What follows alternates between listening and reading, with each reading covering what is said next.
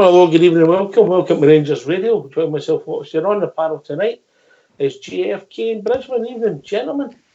Evening, Oxshire. Evening, Bridgman. Well, can I say a big good evening to you guys in the panel? Huge good evening to the boys in the lobby and to all the Rangers fans listening in all over the world. One more sleep. Everybody. Good evening and welcome to Rangers Radio. JFK, could you get the back here and put your finger up and see if the game's going to be on tomorrow? I believe it's Hold on a minute.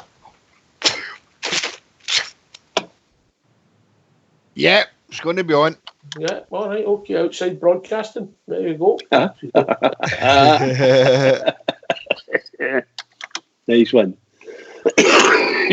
Love it. I suppose could be a wee bit of doubt if travelling gets bad, but I don't think it's going to be the nicest game for a game of football.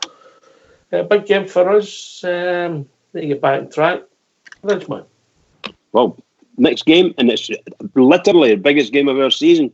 We have to show what we're made of, and the Ibrox got to do it. We've got to go out and absolutely murder this team, mollocate them, at least 1-0, mollocate them. That's what I've got to say. Seriously, we need something.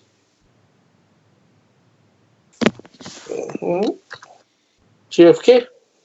Yeah, I said the last week there that the Kilmarnock game was the point of no return for us. So I think now we're on the precipice. This is a must win tomorrow.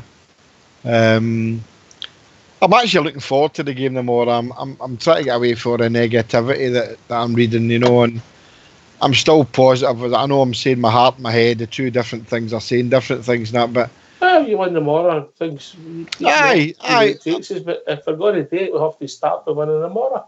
Of course it is, and I'm looking forward to going to meet the usual suspects at a meeting match day and going to see Rangers. So I'm looking forward to it. Big day for Rangers tomorrow. Big day for Rangers. Denver Bears over there.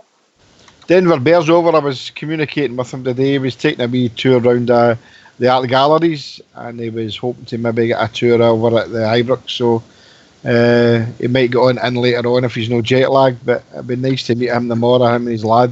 You think there's any chance that them across the city have heard that he's here visiting from Denver, Colorado, and they've got him some free times around, take him around Celtic Park or something like that? Do you think that's possible?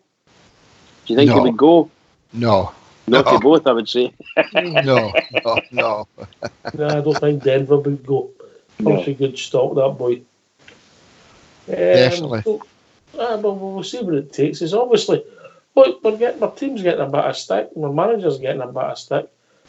If I'm being honest, JFK, deservedly so. Aye, look, as you've said before, the manager's no above criticism, and we've got a right to criticise. But as I said earlier, a lot of this stuff that's happening in the news, it's got really over the top.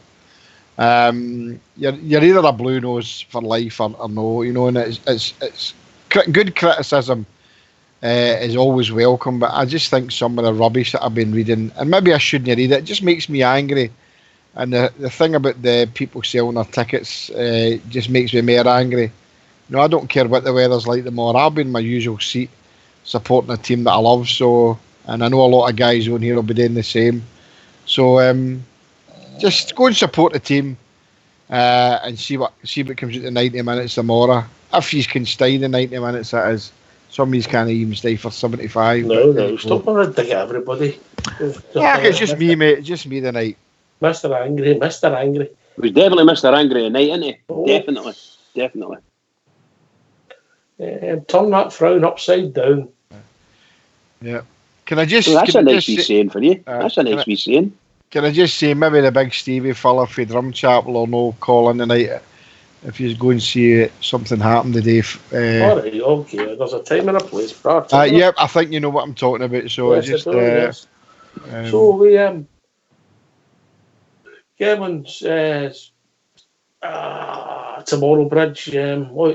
I don't think it is our biggest game of the season now because of the way the season's panning out, but it's imperative we win, and you never know where it takes us.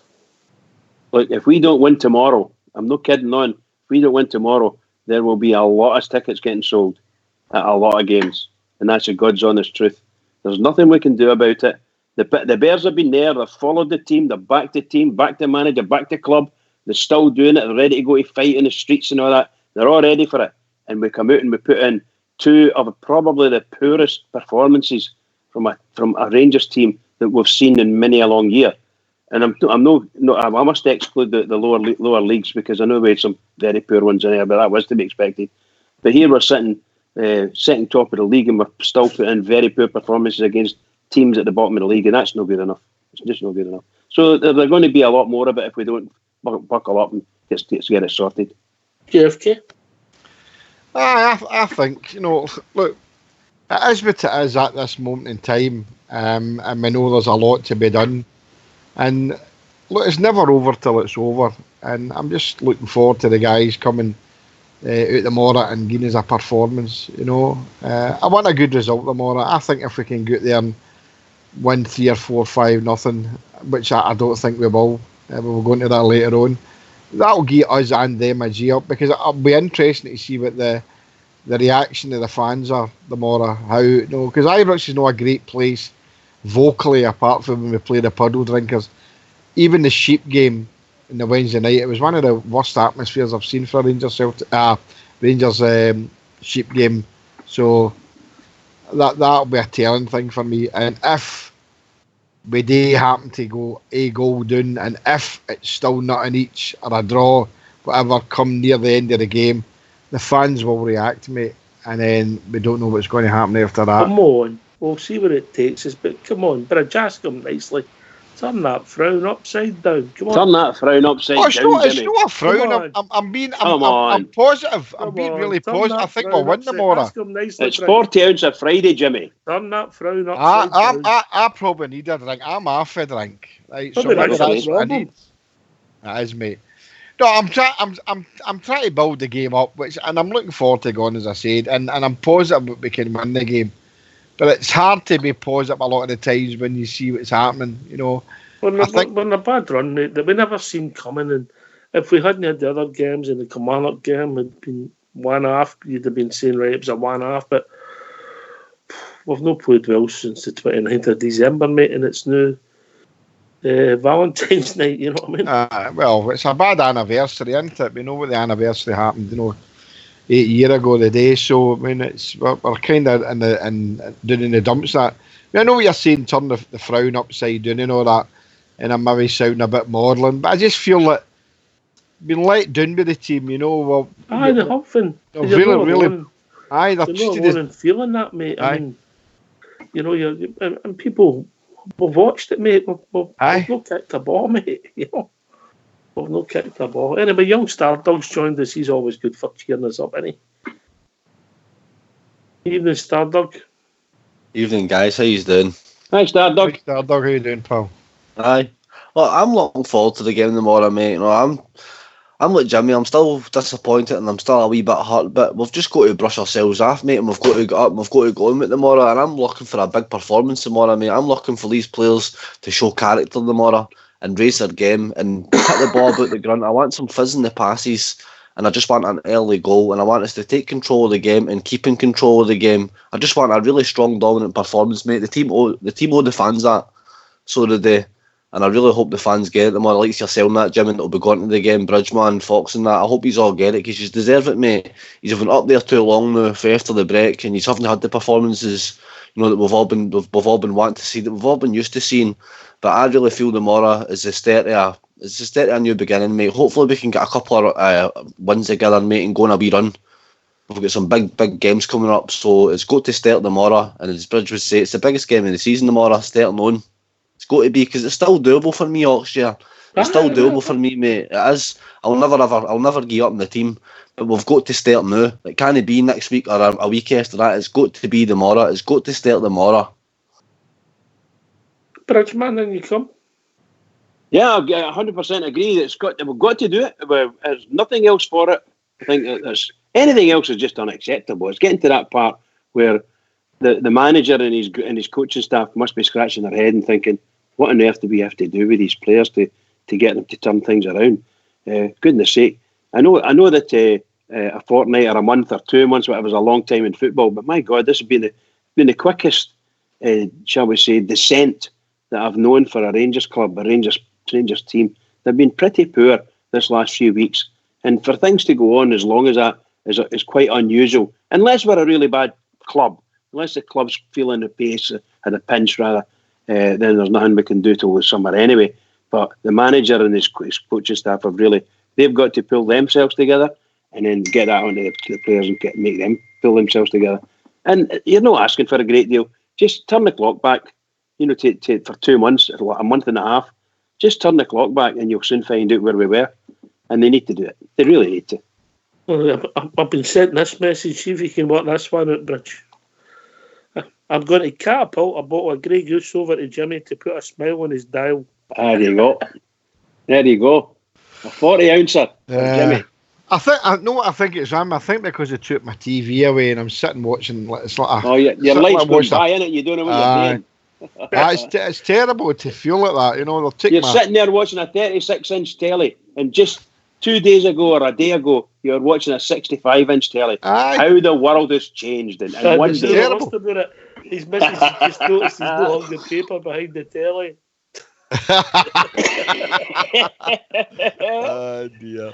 Unfortunately, I've got the exact same experience as Jimmy. My telly just went on a blink today. My big, wonderful telly. $3.5 job started. Exactly. My brothers will be absolutely pissing themselves laughing at me. What an idiot. But there you go. What can we do? Making that started $3.5 telly. Knackered. Gone again. Remember it went away in October time? It went on the blink. Unbelievable. Didn't hear when my wee 19-inch and I've got to get Connor to stand at the window to get a signal.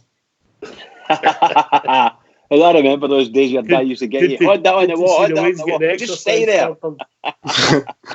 I've got to let him hang out the window to get a signal so I can watch the football. No, yet the ways to make a pyramid yet. No, yet, mate. No. A 19-inch telly, man. That's God's sake. Is it a gas telly? Don't listen to him. He's telling you. He's kidding. You're pulling your leg, man. Is it a gas telly? I've got an 18-inch telly for my computer. No, I mean anything else, for God's sake. 22-inch, actually. There you go, Even his computer's bigger than my telly. You, Mr. Bridge, size isn't everything. No. Well, that's the truth. That's the truth. Yes, you're right. You're absolutely right. It's how you use it, mate. You're right. I've got. I can't complain about these things other than my telly's not working out, and I'm broken-hearted. My wife says you're ruining Valentine's Day. No. She never said that, Bridge. You're ruining Valentine's Day again. She said. Again, that's it. Yes, I forgot the again, but absolutely. What's Valentine's Day? Oh, don't tell me you don't have Valentine. You don't get nothing off your missus. Shocking. That must say you don't give it to your missus either, do you? I got a packet of Monster Munch. Packet of Monster Munch. Like it. Do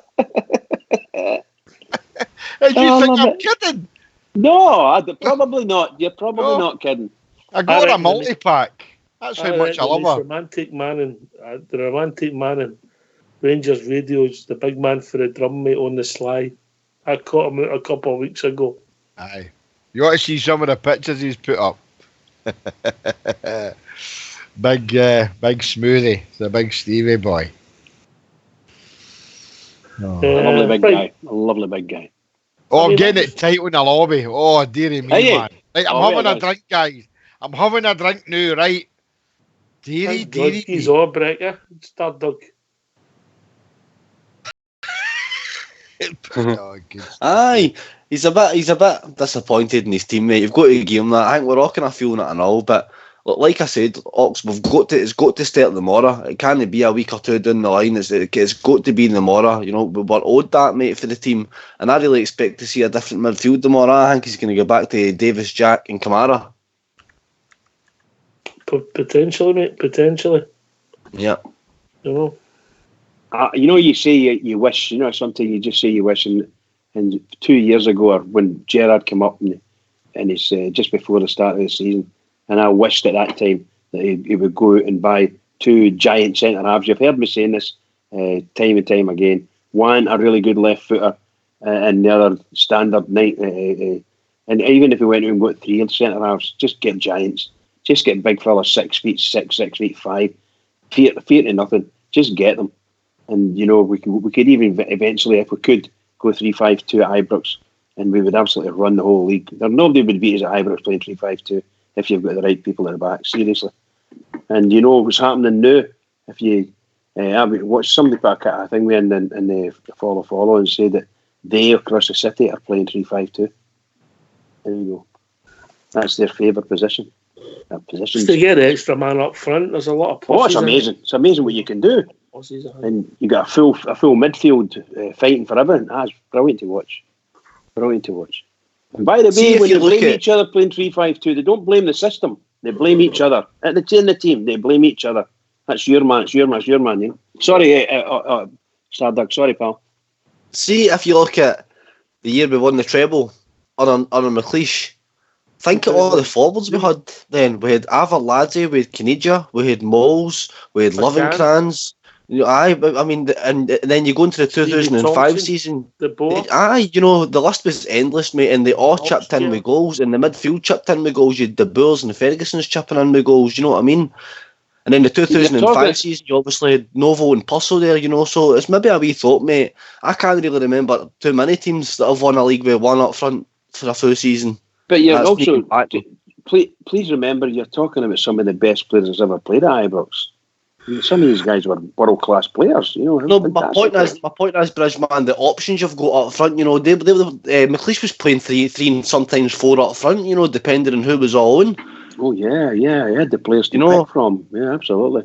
But invariably, we wanted a good centre-half, and you had it, you had Purcell, you get Purcell at one time, you had Jelavic. So these are kind of singular guys, and the rest of them just bolted onto the side of them. You know? Purcell played with Novo, and Jelavic played with Miller. I'm not saying they didn't. All I'm saying is that they were the strikers. They were the known guys that would go in there and do the business, and everybody else sort of bolted on beside them. And that's what they did. Yeah. I think we shared the load. We've got the manager's interviews. Good. Aye. I get what about the turn up frown? Do you think he's want to hear it? Oh, I'm bursting to hear it, mate. Aye. Right, we'll hear from manager Stephen Gerrard, MBE, and then we'll open up for calls. That sounds like a plan, Bridge. Absolutely, pal. Absolutely. All right, let's do it.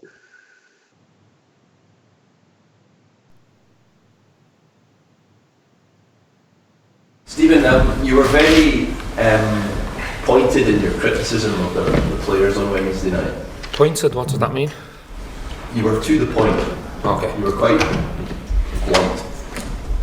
Have you reflected on it, and do you still feel that way after 40 hours? I think my way of looking back at what I said is I always try and be honest. I don't want to get in a situation where people don't believe me or it's not authentic. So at the time, how I felt like we'd really let ourselves down. And I took responsibility for the group's performance on the night. So I have no regret in terms of what I've said. We've played ourselves into this position, not just on that night, you know, since we've come back. And I also have to speak to a fan base that's worldwide, and I think they'd want me to be honest and pointed, as you said, and authentic in the way I speak.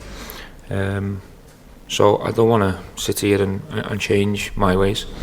Have you had feedback from the players? Because there might be some footballers out there when they hear a manager talk like that who bristle at that kind of criticism. Yeah, well look, my door's always open. If someone's not happy, we can discuss that and we can analyse the situation at the time. I mean, my door's always been open since day one. These players have had an incredible amount of praise, protection from me since day one. That'll continue. But if I see things that I don't feel is right in terms of where we're at that moment, good, bad or indifferent, I'll always speak the truth. Are some of the results in the last few weeks, do you reassess the quality you have in this squad? No, I still believe we've got incredible quality. The first 6 months of the season proved that. We've had a couple of real sore results since we've returned, and from a league perspective, at the moment that's damaged us. But I still believe we've got real good players in the squad, and that's been proved not just on the on-off occasion, over a consistent period of 6 months. Does that mean we stop re-evaluating where the squad's at and trying to improve the squad going forward? Not at all. I think I remember getting asked questions in Dubai before the ball was kicked after the winter break, and the answer to the question was always still the same. If someone becomes available in the market that we feel can improve us or improve the squad moving forward, our club like Rangers, you're always trying to look at that. So that hasn't changed on the back of a poor result. You said after the game that you didn't see a real warning sign that was coming. When you look back at that performance, maybe ones before, can you see areas that you can tweak? Well, I think it's actually individual mistakes that have maybe cost us in the games that have been sore. Don't think the actual performance the other night from start to finish was bad. We created some real good chances. We had control of the game for definitely 45 minutes, but still had some real good moments in the second half. But we lost momentum when the heat of the game changed, when the dynamics of the game changed. We lost momentum, and when we lost that control and momentum, we made certainly one bad individual error. And we obviously didn't defend the first goal well enough either.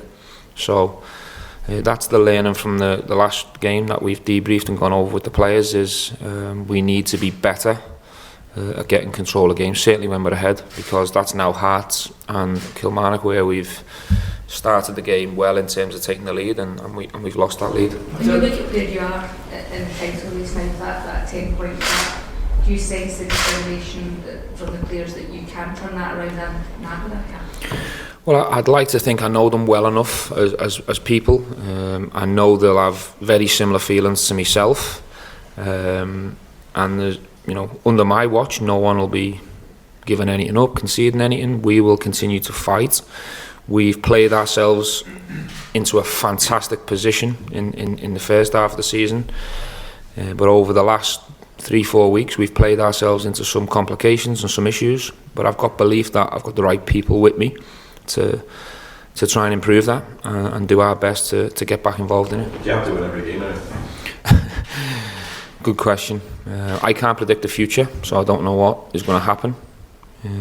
All I can do is try and prepare the boys and try and plan to win every game, but we've got some tough games left, but there's a lot of football to be played as well. In terms of your criticism of the players, you said earlier on, is that a case that there's no point in being nice about it? First of all, am I allowed to criticise my players? Am I allowed to? That's not my job. What's the problem? I'm just saying, is it if you talk about niceties and the messages that get What would you have thought of me if I'd have said after that game, there's no problems here, we're all fine? Everything's fine. Serious, what would you have thought of me? It would have been strange reaction. Next question. I think a lot of footballers now, though, sometimes bridle criticism. I guess that was one of my original questions. There's a lot of modern. Well, look, we're in a place and we're representing a club that we need proper players and proper people that are prepared to win and accept and take responsibility and accountability. That's what I want to do as a manager. Constructive criticism coming my way now is totally fine. Deserve it. How do you feel about what you've heard after the game? Do you appreciate that direct honesty? Yeah, of course. I think there's always times we're going to need it as players. A club like Rangers, you're playing every week, and you've got to be able to take criticism. You've got to be able to take the good with the bad, and obviously the result was disappointing. And as a group of players, we need to take responsibility and show a reaction come tomorrow. I suppose sometimes it's hard to take when you hear that, but as you say, the players, once you step onto that pitch, it's your responsibility.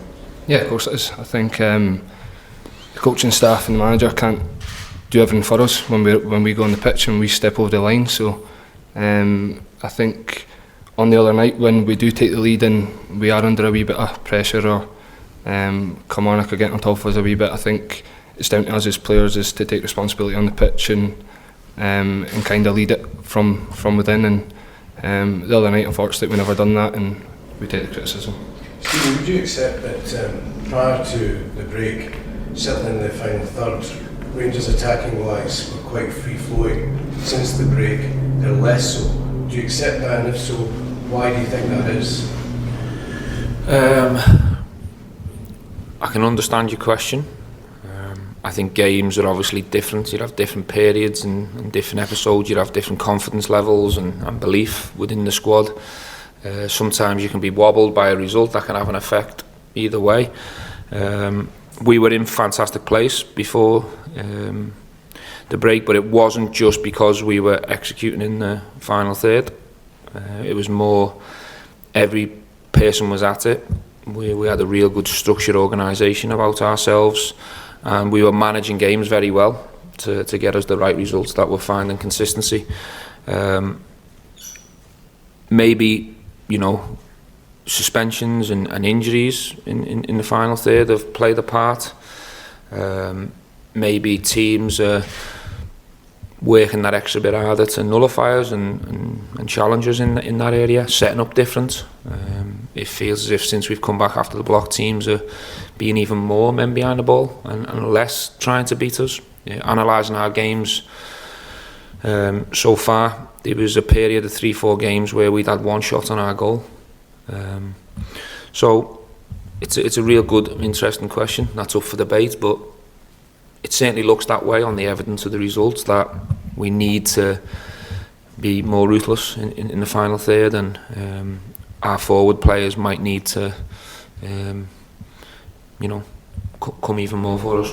So from a coaching point of view, does that mean when you're thinking, how do I address this, do you make tweaks or do you make drastic changes? Well, I think you've seen that, what we've tried to do. We have tried to tweak the system slightly. We've tried to change personnel. We've added someone into the squad on the back of an injury. I believe the injury come to Jermaine because of a suspension to Alfredo, because we were left having to play Jermaine in 4 games, which he hasn't done for such a long time. So things have changed within the squad. Some bits are bad luck, some bits of maybe us having another forward at our disposal, possibly. But we're analysing it all and trying to find the answers to get us back to where we were. Can I just clarify something you said to BT Sport in your post-match interview on the issue of potential recruitment in January? You said you could have done 1 or 2. Was that 1 or 2 more, or the 1 or 2 you brought in? Yeah, the 1 or 2 I brought in, yeah. 2 you brought in, okay. And do you think you've left yourself a bit short up top? I mean, Alfredo doesn't seem to be in the same place. Well, I think we're fine now, but if we didn't manage to get Canberra in, we would have been really stretched in that area because of Jermaine's injury and the length of time. Once it was confirmed on the scan, it was going to be 4 to 6 weeks. I think a player at that age, you're probably looking in the middle or to the back end of that 4 to 6 weeks. So it was important that we got Canberra in. And also we also knew that our forward was in a situation off the field as well, so it wasn't an ideal situation. How much do you think the suspension, the situation and stuff has had an effect on Alfredo? Do I think it's had an effect on him? It has? Quite possibly, yes. How do you try and address that? Give him the support he needs, like I always do, like I always have. Give him the protection that he needs. Forwards have these situations in front of goals. Sometimes it's nothing to do with off the field. Sometimes it can just happen naturally. But the signs of late is that he's getting back to it. He scores at Hamilton. He scores a perfect goal against Killy that was ruled out. He had another fantastic chance that he normally buries. So the signs are good that he's going to get back to where we all need him, because when he does, he's a fantastic player. How important is Saturday's game in terms of getting fans back in the stadium? Well, I think the fans deserve that. That's one thing I said to the players after the game. Our fans never pick and choose. They never pick and choose. They're there. Wind, rain, hail, snow, Austria, Russia, Dubai, wherever we go, they're there. They don't pick and choose. I think some of them have days where they don't get behind us and support us, and they don't like us, which is fine. That's a normal fan for you. But without a doubt, we all need to get our fans back happy. I think they deserve that. Stephen, you said that teams since the winter break have appeared to even have more men behind the ball. Do you expect Linton to set up like that Saturday? Quite possibly, yes, but I still think they'll carry a threat. They've got a forward in form, Lyndon Dykes, who's having a real good season, who is capable of playing in the air or on the floor, who's quite dangerous. They've also got some other talented players around that, so I'm sure they'll be organised and well drilled. I'm sure Gary will have them like that, and they'll try and frustrate and try and get our crowd more anxious and more nervous. I'm sure that'll be their game plan, but for us, I'm looking for the reaction that our fans deserve, and I'm looking for a real positive showing from us. How are you on injury? As we were. Ryan, you came back. Excuse me. You obviously came back midweek. How did you feel the tempo of the team was? I think we started the game quite bright, and we done everything that was asked of us. We spoke before the game and says, let's try and get ourselves in front. Let's try to control the game. And I think for large parts of the first half we were doing that, and it felt comfortable on the pitch. And then we come out second half and we don't start properly, which gives Kilmarnock's fans a lift, give their players a lift, and then they kind of put us on the back foot. Is that something you think, Stephen, maybe the team can improve, is getting at opponents from the get-go? Well, it's something we mention all the time. The game was scrappy in the second half, and I think it suited them more than us. We had control of the first half. You look at the stats of this game compared to when we beat Hibs 3-0, they weren't much different. It's just that the momentum, I think Kilmarnock pushed us into a place in the second half that we didn't accept, and it made us uncomfortable. We were turning the ball over too much, and then our errors crept into the game because we'd lost control that we had in the first half. Having said that, when that happens to us, we need to learn that if we can't win a game, at least take something away from the game, minimum. Obviously the second goal is very difficult as a manager to defend in any level of football, but we will learn. I'm confident we'll learn because we've got good people who want to learn. The players realise the situation, we all do, and we all take responsibility for our form at the moment, which is a bit indifferent. And just finally from me, Stephen, what would you say to the supporters who've bought in, and absolutely you've done since the last 18 months, but they're at a stage in the season where they think, well, the league might be a goner? Well, look, I totally understand the feelings where they're at right now. Of course they are. It's the reason why I'm always really open and honest and as real as I can be. But football changes extremely quickly, and I believe that us as a group, players and staff, can make them happy in the short, medium and long term. Sorry, Ryan, finally, how desperate are you as a group of players to win on Saturday and get momentum back? Yeah, of course. I think we always say after a disappointing result, we want to show reaction, and we all kind of say the right things and what everyone wants to hear. But I think come tomorrow, there's no time to be saying this or that. We've got to go and put in a real good performance and show how much it means to us and show how much Wednesday night hurt us. Ryan, players always speak about playing for Rangers and pressure that comes with that, but have you felt an anti-pressure this season given what's going across the city and what they're aiming for, the desperation of the Rangers fans to stop them? To be honest, I think we always just try and focus on what's happening here and what's happening in this building every day. Day to day, it's the manager and the staff pushing us in training, or we've got to start driving our own standards every day. And so I don't really think you get time to really worry about anywhere else. But as I said before, there's no doubt that we're disappointed about Wednesday, but we'll stick together as a group of players. And as I said before, come tomorrow, it's important that we're ready to go.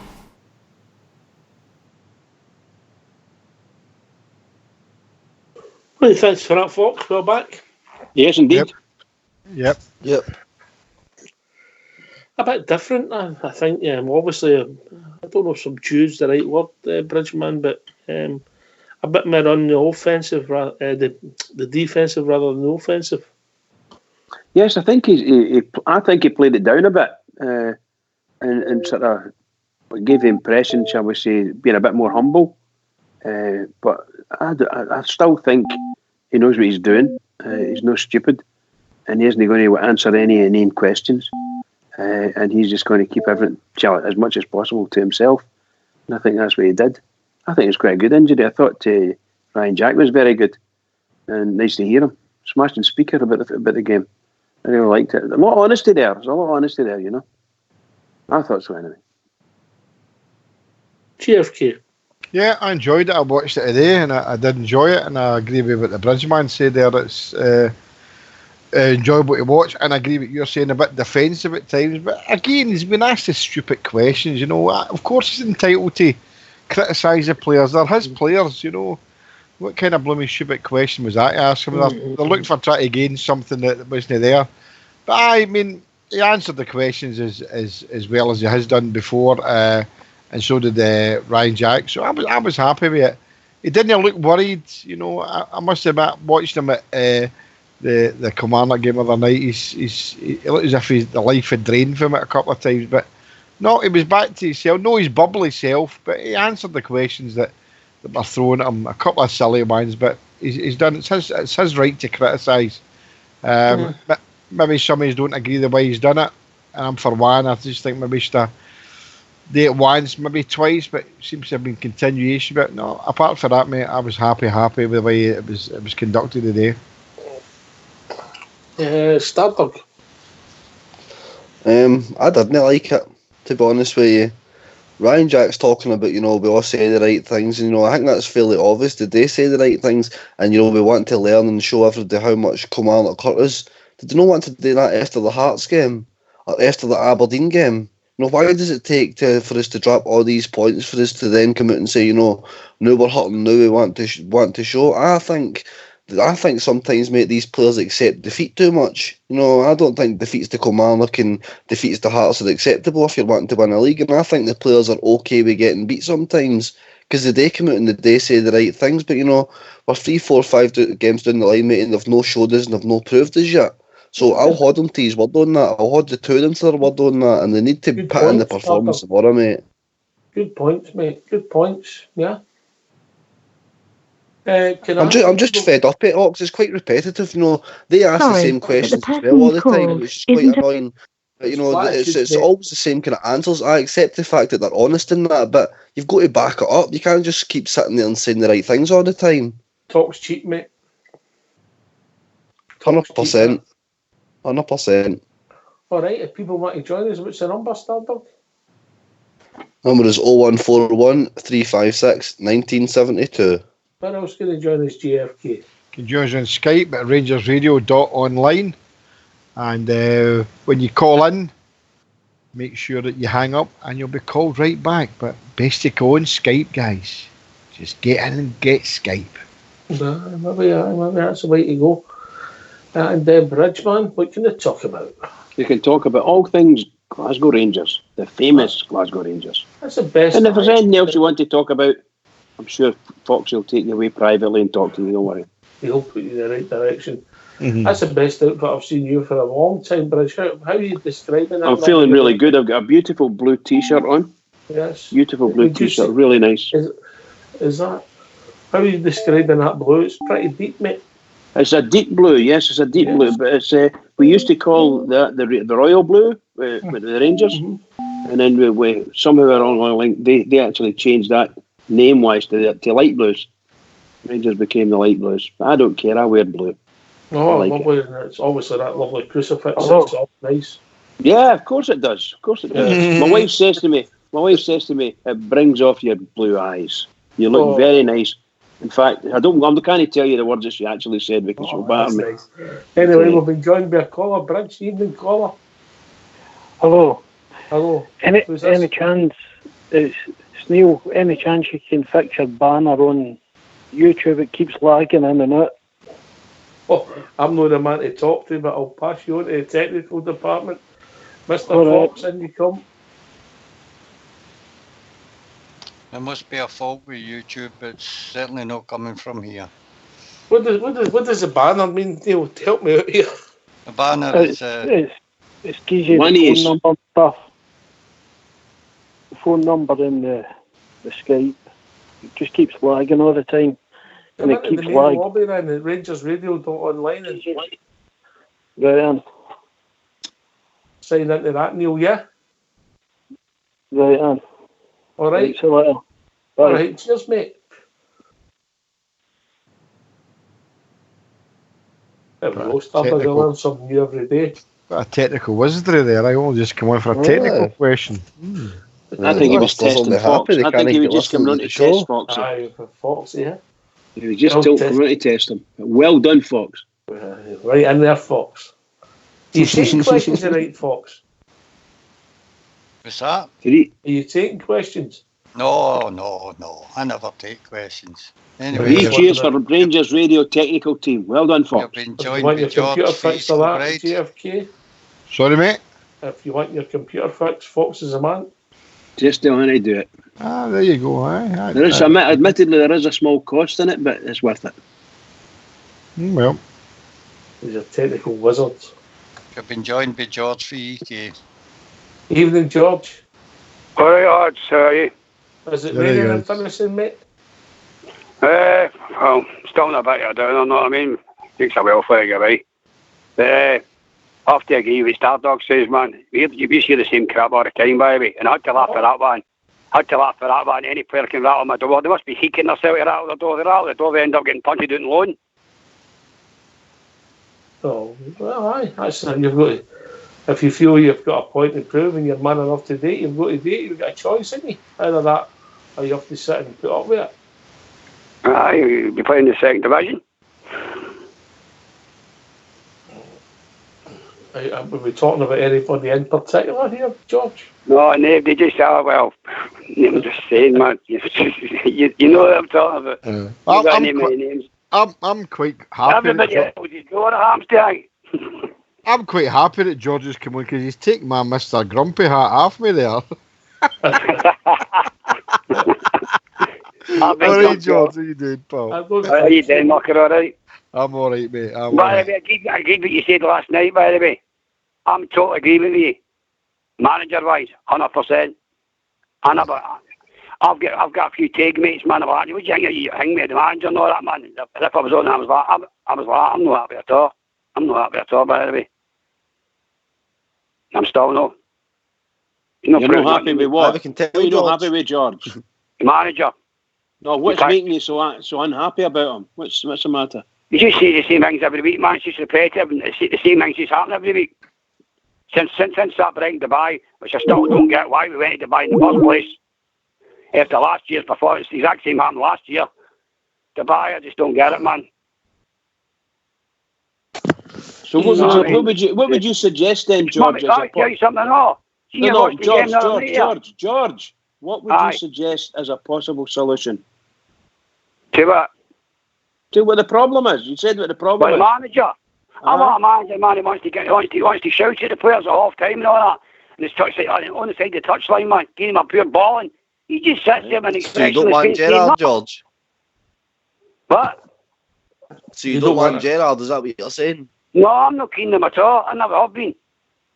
Oh, George, yeah. I think you're a bit harsh on him there, George. I'm serious, man. I never have been. Under 21s, man. I think if you look at where he's taking us to. Rangers catcher, no way. No, wait a minute. You've got to. I mean, I know what you're saying there, Starder, but you've got to let George have his. I mean, the flair's yours, George. Give us your reasons why, mate. I just think, man, it's like a loaf, man. He's still got a plan B, mate. And he's making substitutions like he used to do in the 83rd minute. How is that going to change a game? It's not got it. At half time, you can see after half time, man, we were playing pure crap. They were all booze. Okay, and I'm shouting at the telly, come on, change it. And he just says they do it. You wonder what McAllister's doing there. I know, what's McAllister doing there? Oh, like you say, that was my watching. No, just a Kilmarnock game, but previous games to that. I agree with you, Mark, totally. I think his substitutions have been left a lot to be desired, and I think some of his trying to change the game, But I'm still willing to. I say to Ox here and that, and the rest of the guys last night, I'm willing to give him the 3 strikes. Whether we win it or no this season, George, I still want to see him there next season. Can I say something? Oh, you go, pal. Can I say another point or not? Do you know what I think you should do or not? I think you should ban them for taking their phones and their tablets and all that and all. You don't go to work with your toys, do you? Nah, well, that's a modern day football player, mate. We've seen it. You know what it's like? You're talking to somebody and you're like, how can I see a boy away for giving him a tanking night? And what they do, they just turn and start looking at their phone, and it just makes you even more angry. So if we don't win anything this season, what would you like to see happen then, George? I want to get a manager in, man. It's got a bit of dig and a fight about him. It's really probably give the players a character. So if we didn't win anything this season, would you like to see him being given the sack?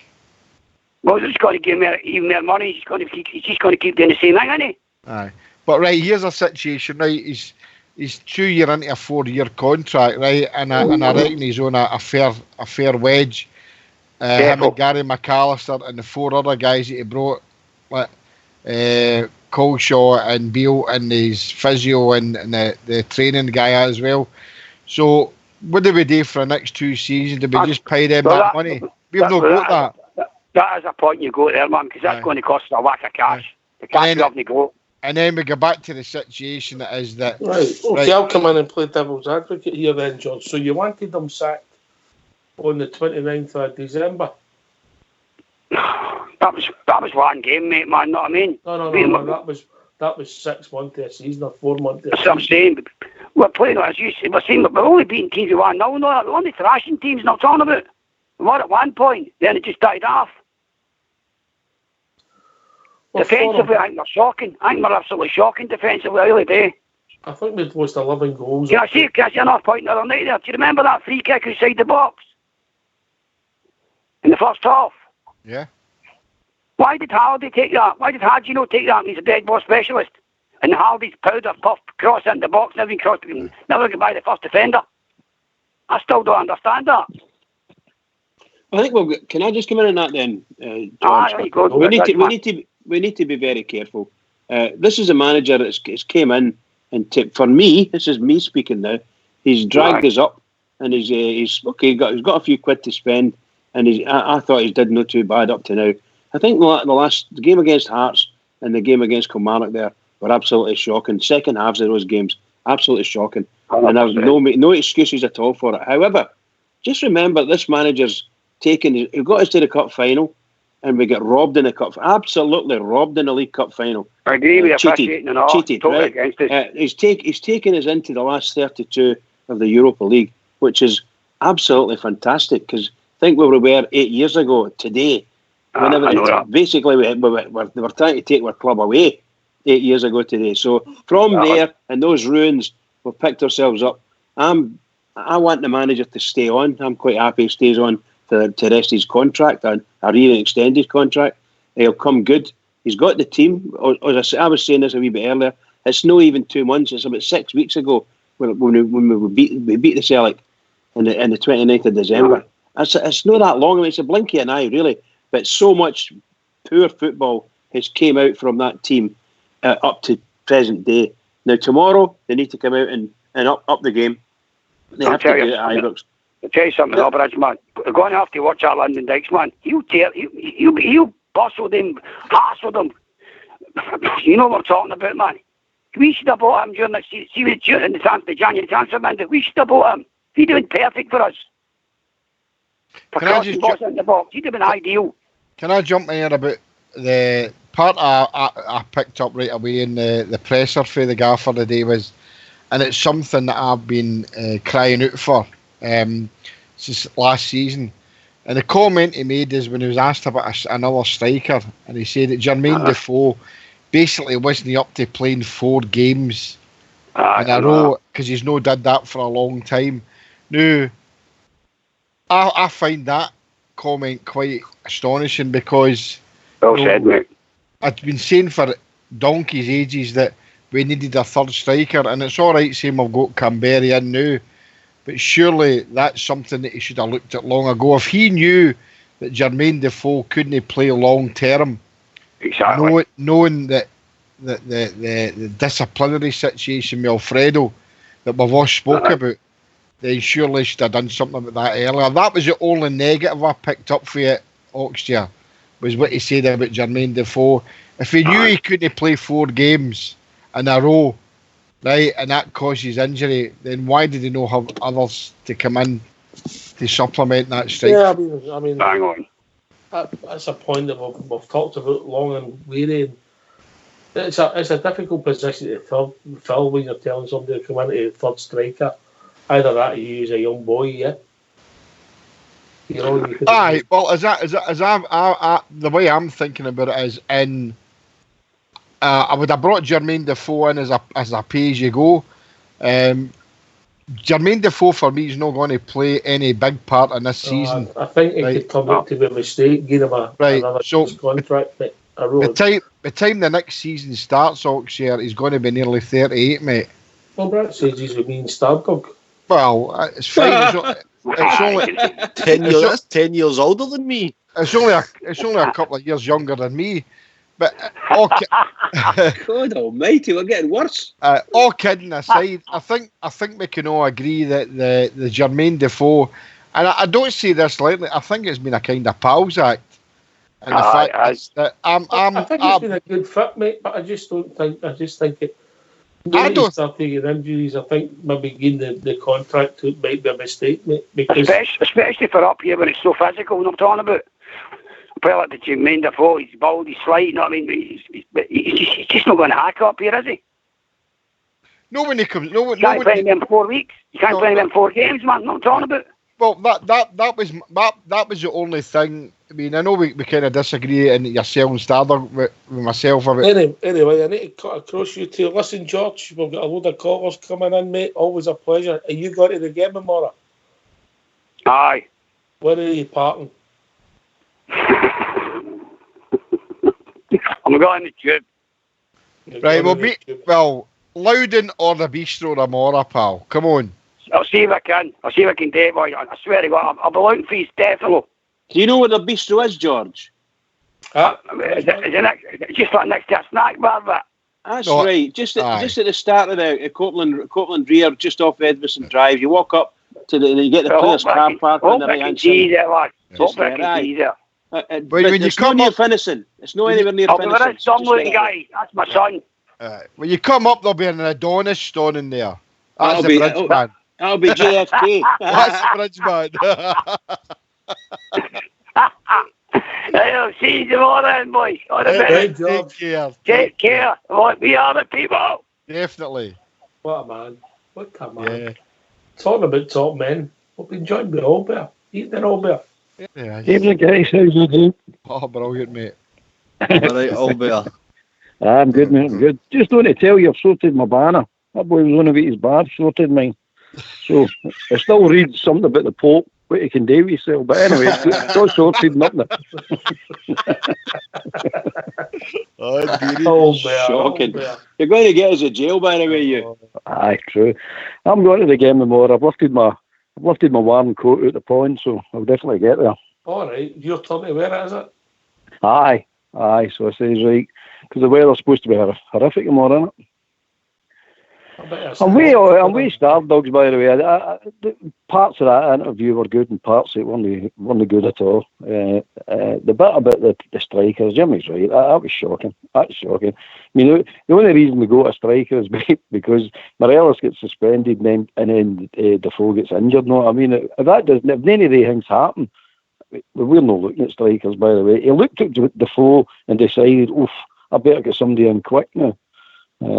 Ridiculous, mate. We did a third striker for the summer. It's nonsense. It's absolute nonsense. But anyway, what it is. I still think we'll do it tomorrow. But you're getting the message now. This talking crap's just nonsense now. It's time to deal in the park. Now, I'm not looking for skeleton teams 5 and 6 nothing. I'm not looking for that 1-off 5 and 6. I'm just looking for us to go out and start winning and keep on winning. That's all I'm interested. That's all I want them to do. Just go and win the game. Same as Wednesday. She just went and won the game. So once we get back to winning football, as we've done the first 6 months, it papers over a multitude of sins. It really does. But I definitely think we'll win tomorrow. Definitely. All right. We've also been joined by Gary from Hamilton. Evening, Gary. Evening, guys. Happy Valentine's Day. Oh, is it? What did you get, Gary? What did you get? A card? Be honest. You can be honest. It's Rangers Radio. You can be honest. You get a card. I got a card. A nice night last night. Nice night. We get a You're just bragging. You're just bragging now. Oh, there you go. Jimmy got a chocolate orange. Oh, I think my missus would have preferred the chocolate orange.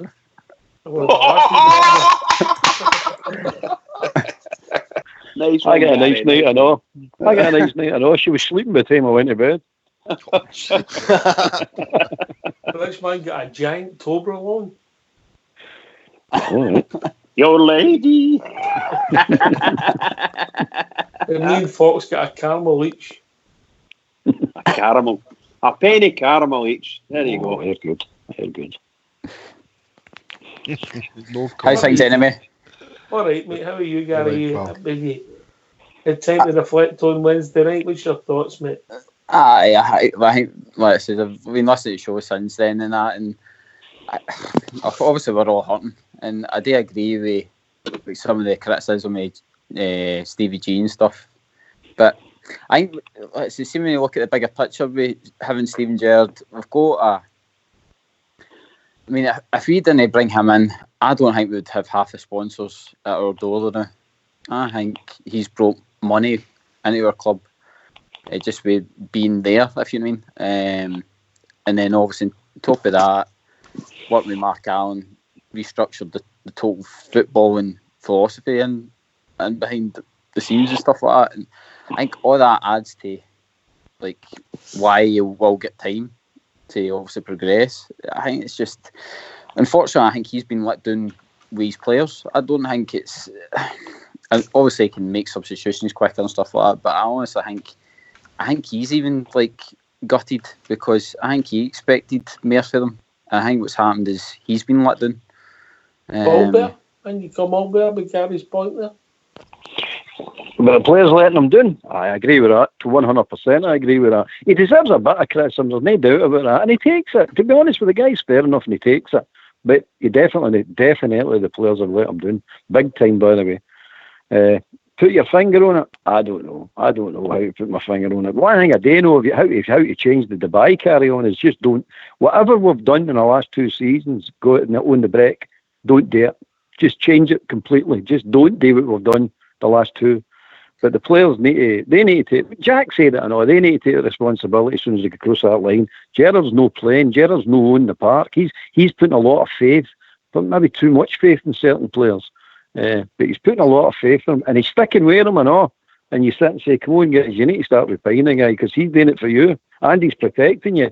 Okay, criticise you, that's fair enough, and doing it too much can be detrimental. But at the end of the day, if you're not performing, somebody needs to say something to you. We all can't just walk in and laugh and joke and then we'll go for a pint. Somebody has to say something because we're not playing well. No. You see, the Dubai thing was a sponsored thing as well. It was one of the sponsors that we went out there for.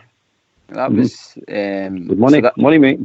I think obviously they must have been not so much forced to go out there, but it was like a deal, like you come out here and represent Rangers and we need to bring Steven Gerrard there and all that kind of stuff. I think that was more a kind of deal that was done. I think probably obviously Steven Gerrard would rather take them away somewhere sunny to get like good training and stuff like that, but I don't think it needed to be Dubai, but I think they needed to go there because they were contracted to do it. Well, what they should do next year is they should start him and let all his fans go to Dubai for a fortnight. and pay for it. I know you're talking. Right, so listen, we're going to have a tune, but can I just say, Jeff, can we hear this? We're inundated with calls tonight again. Fox can't keep up. Just be patient, lads, and you'll get right back to you. Is it? Definitely.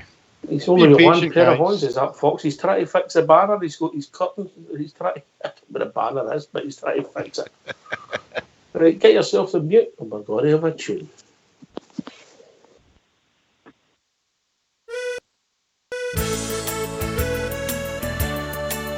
Oh, every other Saturday, my half day off, and it's off to the match I go. Happily we wander down the Copeland Road, me and my wee pal Joe. Oh, we love to see the lassies with the blue scarves on. We love to hear the boys all roar. But I don't have to tell you the best of all, we love to see the Rangers score. Whoa, me, oh, me, oh, me, oh, my. Oh, how we love to hear the cry.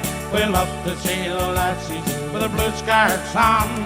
We love to hear the boys all roar, but I don't have to tell you the best of all. We love to see the Rangers score. Oh, we won the Scottish League about 1,000 times. The League Cup is simple too. We gave some exhibitions in the Scottish Cup. We gave a Wembley Wizard too. And when the Glasgow Rangers took the European Cup, like the one they had before, we'll rally round an Ibrox 100,000 strong. We'll give the boys an Ibrox roar. Whoa, me, oh, me, oh, me, oh, my. Oh, how we'll love to hear the cry. We'll love to see the lassies with the blue scarves on. We'll love to hear the boys all roar, but I don't have to tell you the best of all. We'll love to see the Rangers score.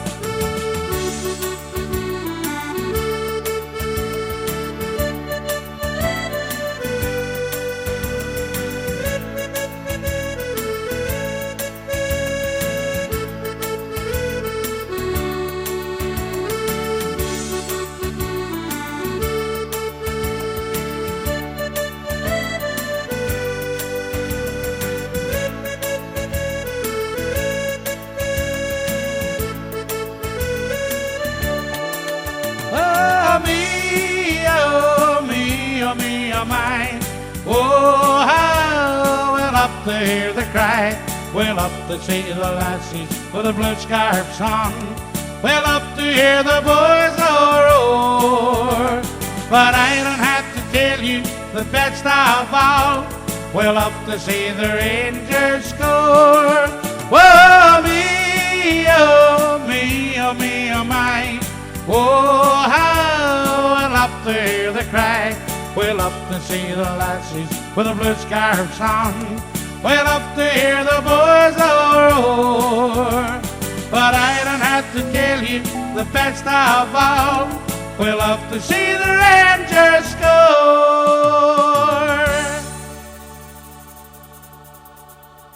Tune. Oh, Bridgeman loves that number, didn't you, Bridge? Oh, gee, I've just been dancing all over the kitchen. Man, that's a fantastic number. Was that a And a wee really waltz, soft Mrs. version of Bridge, it. night? Brilliant. Was that a wee waltz? Sorry? Was that a wee waltz for Mrs. Bridge? Oh, yes. No. She battered me. But I do a special dance to that one from a Rangers perspective. So there you go. Hello? Hello? Oh, how we doing, mate? You still got a show in there in the background? I've just turned it off. I'm on the show right now, am I? Sorry. Yeah, you're live, mate. What's your name? My name's Grant. I'm a first-time caller. I'm Grant Thompson from Dunbar, Lothian. All right, mate. I listen to the show every night. It's great. Welcome to the show, Grant. Welcome thank you very much. My question was going to be, like, I was thinking about a lot. I know Ryan Ked's been getting a lot of slack recently, quite rightly so, because of the way he's been playing. Do you? I want to ask the panel, what do you think about my opinion is it taking up the price tags went to his head? Like the $7 million price tag, do you think it's too much for him? That you can't live up to it? That's what I want to ask. I'll take this through the panel and we'll do it on the most expensive to the cheapest. So we'll start with the cheapest, all right? All right, bye. Right, I need to get this right. GFK, you're first. I don't mind being first. Never in trillion years is a guy worth £7 million. Yeah, I believe that as well, mate. I definitely believe that. I don't believe all this hype about the price tag's too big for him. I said it here many times that he's worth at the very most $3 million, and even that's too much to pay for him. So does he believe he's in hype? He probably does. I said before, nobody down south came in for him and offered anything for him. And I don't believe we're this only wanted to go to one team. Look, Liverpool robbed us of £7 million. That's the way I look at it, mate. So for me, no. You've been consistent in that. Start, Doug? I don't think he's worth 7 million, mate. But I know why we paid the money for him. I think he was brought in to lift the team. I think it was evident after the Old Firm game. We definitely needed him back. No particular him, mate, but somebody out there, he was available for the right price, and we got him, mate. And he's scored a lot of goals this season. He's got to sell in the box, and I agree with what Albert says. I think he makes way too much for Barisic. I would just like to see Barisic crossing the ball for deeper, or either that, or gone there and being a decoy for Kent to go down the wing or get into the box or do whatever. I just don't think he's getting enough options, mate, and I think he's maybe low in confidence as well. I think he's a player, mate. I really do think he's a player. And when he scored that goal against Celtic, mate, everybody was singing his praises. You need to let the people finish their conversation there. Oh, sorry, I didn't get that. Sorry. No bother, son. What was your question, mate? Sorry. Grant was saying, you don't think he's a wee bit predictable now? Yeah, he didn't seem kind of tricks all the time. He's too much step overs and run across the box and that. It's like kind of predictable. Like, if you get what I'm saying. I think he has, but I mean that's up to the management to point that out to him, mate. He's got to try something different. Even cross it a bit earlier. I've been screaming out for earlier crosses for a couple of games now, mate. And it's not been happening. I'd like to see his crossing it for deeper, Gary. Grant, sorry. That's all right, I get called Gary all the time. Albert, in you come, Albert. I think he's worth 7 million. I think he's worth every penny, 7 million. They're playing him wrong. That's what's up with the boy. Just leave him out in the wing what he's supposed to be doing. He's a winger. He's an out-and-out winger. And you put him against any fullback. And they'll tell him a new one. Honestly. The boys, it's unfair what they're doing with the boy. Completely unfair.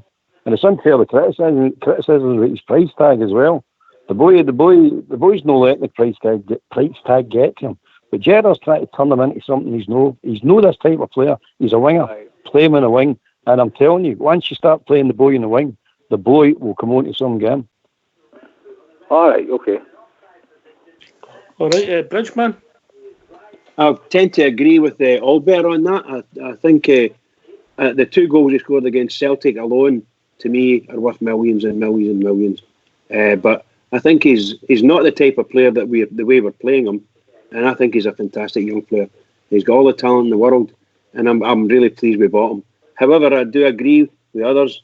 He's not showing it, and that could be just as Albert said. He's actually being played slightly out of position.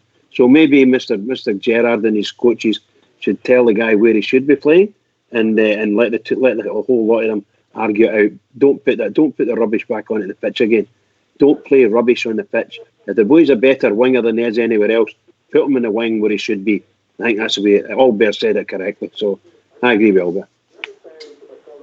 All right, Grant. That's perfect, That's perfect. Right, I'll let you go in, but thank you for the call.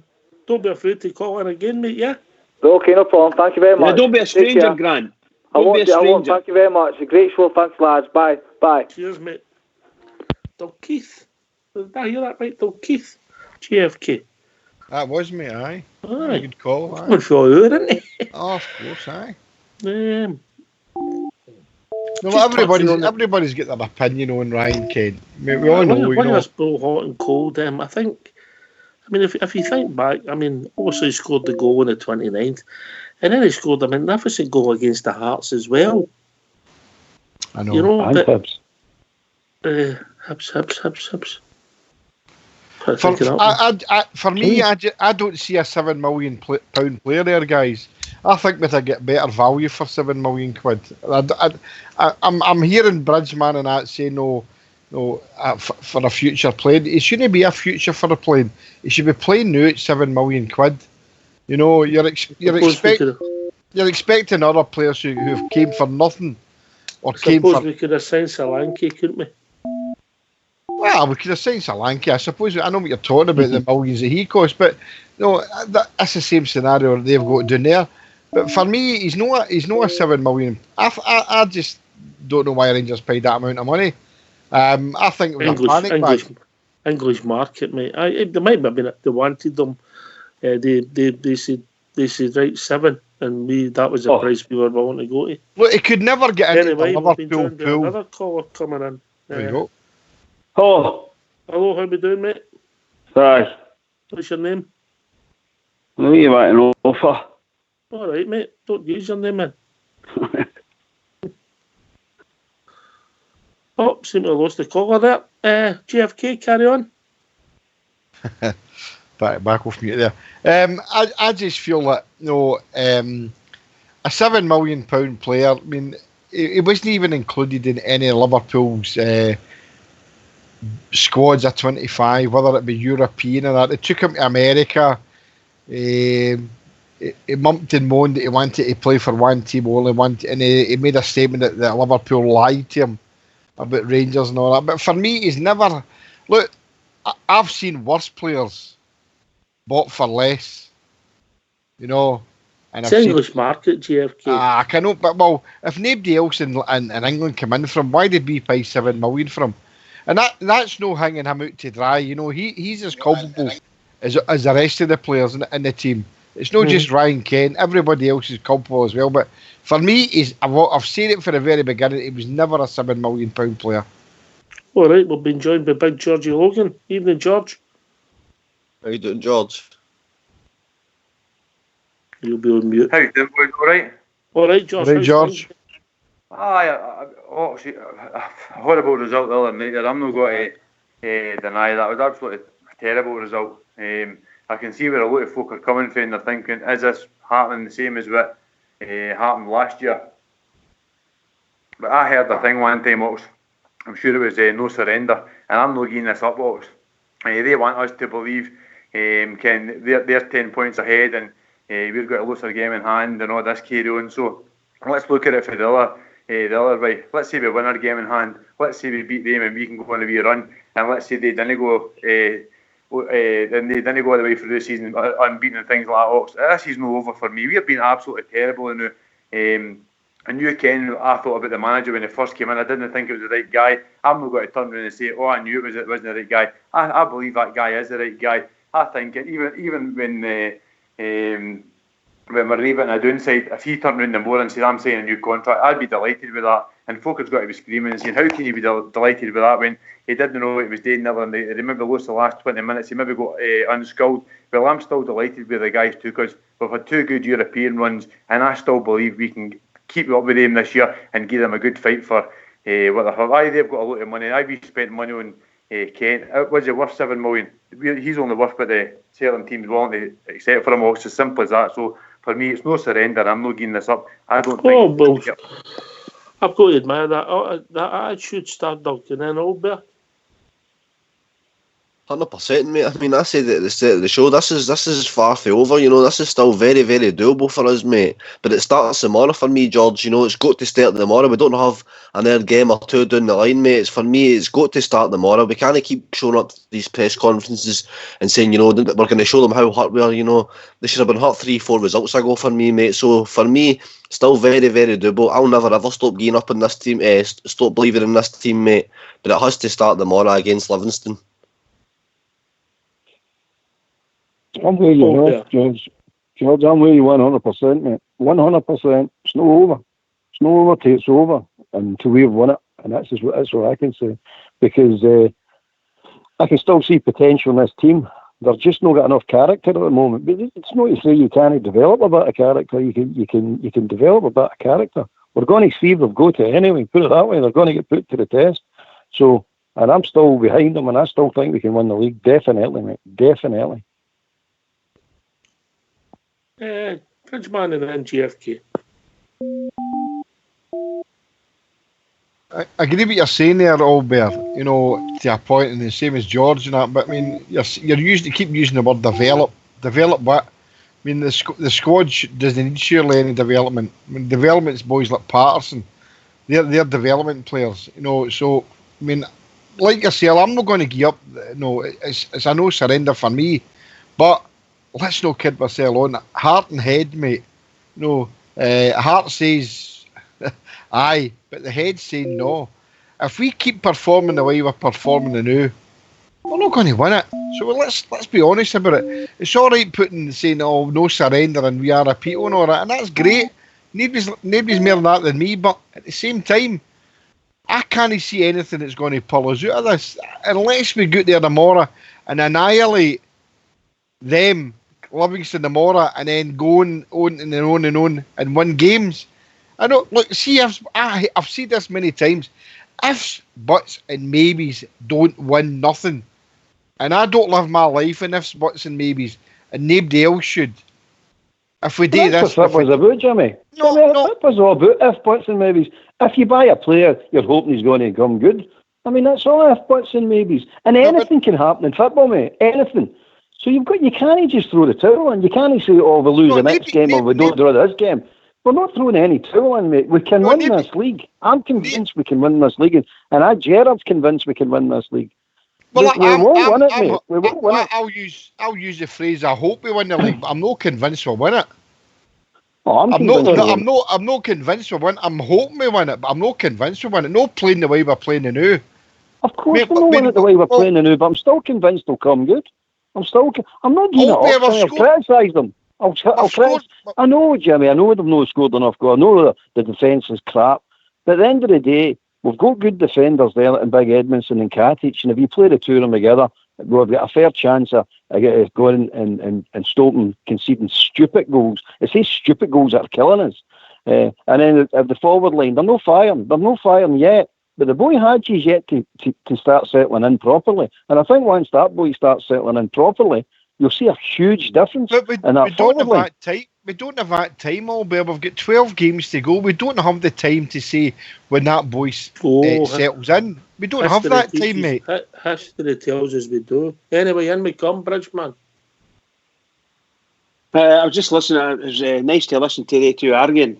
But both of them have got, obviously they're on their own soapboxes and they know what they're talking about because that's the way they feel about it. And I say hats off to both of them. I think that I want Rangers to play the way Rangers can play and have played. I don't want to see the same Rangers that played on Wednesday night, and I don't want to see the same Rangers that played against the Hearts and some of the other teams, Aberdeen and so on and so forth. They're pitiful displays, and we should be able to play better than that. Every single one of the players that play for Rangers know and should know the quality that they are versus the quality that other teams are, and they should be strutting on the pitch there and then showing them what they can do. No being defensive. I mean, that we really do. We go into a shell, you know, and it's no right. It's no right for the punters. The punters are there spending a fortune on them. So please, Rangers, best team out there tomorrow and put on the best show you can and do the business. Mollocate them. Listen, I'm interested. I'm in a Stardog camp here. I think the more is important to show that you've got the moral fibre to bounce back for adversity. We've had 3 bad results in the last few weeks. 3 bad results in 6 terrible games, mate. Really. Aye, if we're being honest. We've dropped 8 points in 3 games, Oaks here. Aye, in the last 6 weeks. So you've got to put it in perspective. We're form in championship form, but if we're going to go on a run, it's got to start tomorrow. I'm in the Stardog camp. George, can you put your finger on this, mate? Oh, I can't. But what I see, what the two guys are saying there, I mean, Jimmy's no wrong what he's saying, Albert's no wrong what he's saying. And I can Jimmy's as positive as any is about it, but he's trying to be realistic as well. He's not want to get the score. But when we went back, let's say the first 15 games of the season, I think there was well, sorry, George, we've been joined by a caller. Evening, caller. Aye. What's your name, mate? Say about Ryan Kent. What's your name, Everybody's slating him. What? He's a young laddie. He's not playing the position he wants to play in. They give him a free role, but he doesn't give what to do because there's nobody in the midfield telling him what to do. Would you have him as a winger? Everybody thinks Ryan Jack's the bee's knees, but he's no. In my opinion. Aye, okay. What do you think about that?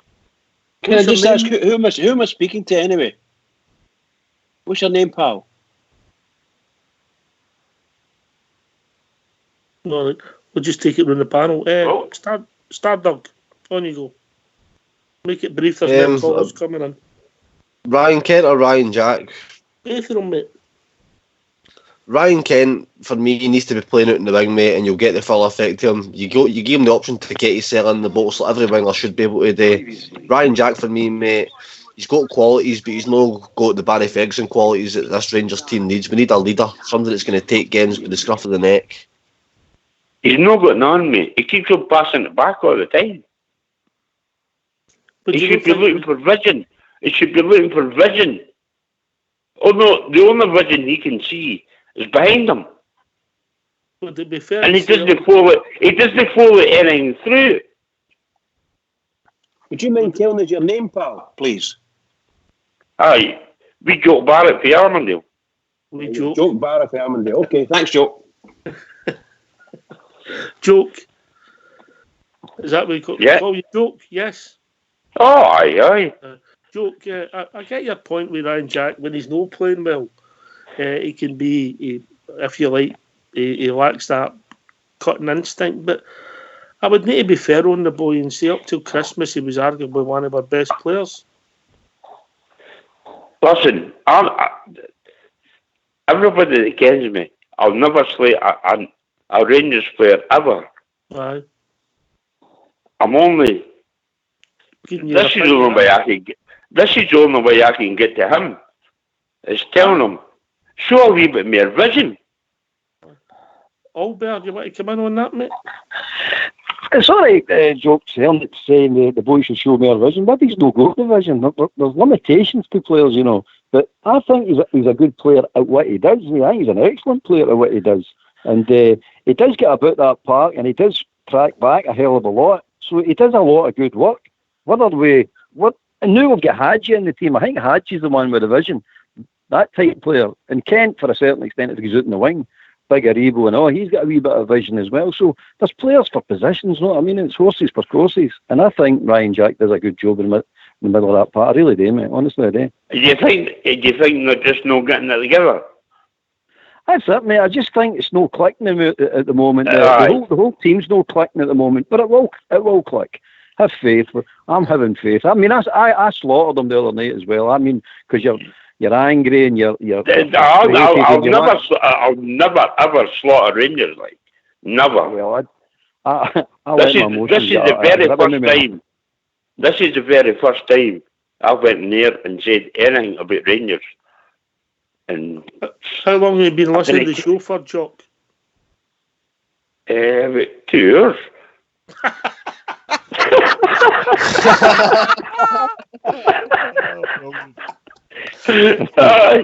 That's fucking brilliant.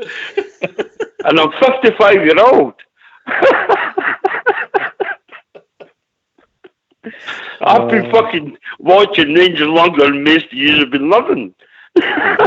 Jock, can you temper your language a wee bit, pal? Oh, sorry, mate. Sorry, mate. You 75, Jock? Jock, you 75, sorry? You say? You 75? No, 55. Oh, 55. Jock, 55 on this. Fuck, you're a boy. You're a boy on this. You're a win. I'm a boy. I'm a 2-year-old. 2 years. That was brilliant. Listen, Jock, thanks for the call, mate. We'll hear from you soon. That was absolutely brilliant. What a line. Right. At least I made you laugh, eh? Oh, you did, mate. You did. Brilliant. Right, thanks a lot. Cheers. Oh, that was a beezer, wasn't it? Oh, cracker. Absolute cracker. Long you've been listening for about 2 hours. You couldn't make it up. Oh, dear. I wonder if we joke you. But he's passionate to say he was the rest is, and his opinions were good, you know, and that's what matters. Anyway, we've got another caller coming in. I think it's... Hello, caller. How you doing? It's Mark from Kobe. All right, Mark. How you doing, mate? Mark. Yeah, not too bad. Are you on your way up the road? I'm currently on the route to see our mutual friend in Drumchapel. Okay, he's a busy boy tonight, but where are you on the M1? On the A1? No, I've just come on 74 now. Alright, So I'm nearly in Glasgow, not far away. All right. Put your finger on what the we've come off the tracks a wee bit, Mark. What's your views? It's just one of them. During the season, you get stinky spells, and I think we've hit a stinky spell, unfortunately, at the same time as last year, when we should have really been pushing on. Do you know what I mean? I've been listening to the show the last couple of nights. It's been a bit doom and gloom, innit? But I'm like old Bear and Stardog. I'm not giving up on it yet. And like George just said, still surrender, innit? You just keep going. We've got to keep going. Don't want to give up the ghost, you know what I mean? Here, mate. Here. And you come, George Logan, you can take that one.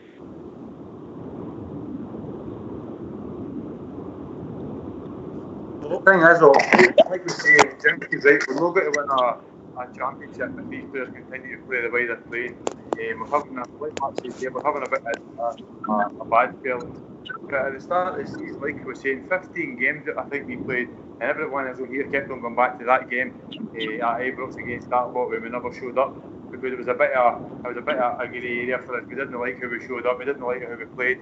And now the thing is, we can always look back now. We've played 30 games, say, and we can always look back at the way we played against that lot there, against that lot at their place. So this league can go two ways for us. If we can kick on and start playing the football we can play, like we played against Hibs, like we played against that lot at the start of the season, because I believe our team still has got it all. We didn't become a bad team overnight. We didn't become a bad manager overnight. We've had a few injuries, we've had a few suspensions, and we just need to get back doing it.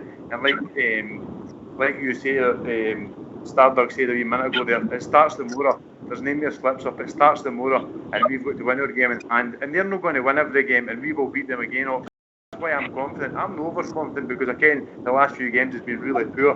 But we could drop points any season, going to Kilmarnock and going to Tynecastle and things like that. So I think we just need to get our socks tilled up, get the working bits on, start winning games, and do what we can do. It's no over, Ox. It really isn't over for me. And I'm no. Folk maybe say you're a bit of a crackpot because it's 10 points, but realistically, I think we'll win most of our games now. So 10 points become 7 points. They drop any points we play against them. Before you can it, we're back neck and neck, and it's back one, Ox, for me. Good here, just need maybe a bit of luck, George. Listen, Mark, we're going to let you go, big man, because we've got loads of callers coming in. That's Sam, no worries. You have a good weekend, and give it for regards to the big man, eh? Yeah, I've got some beers for him in the boot. All right. Cheers, mate. Right. No worries. See you later, lads.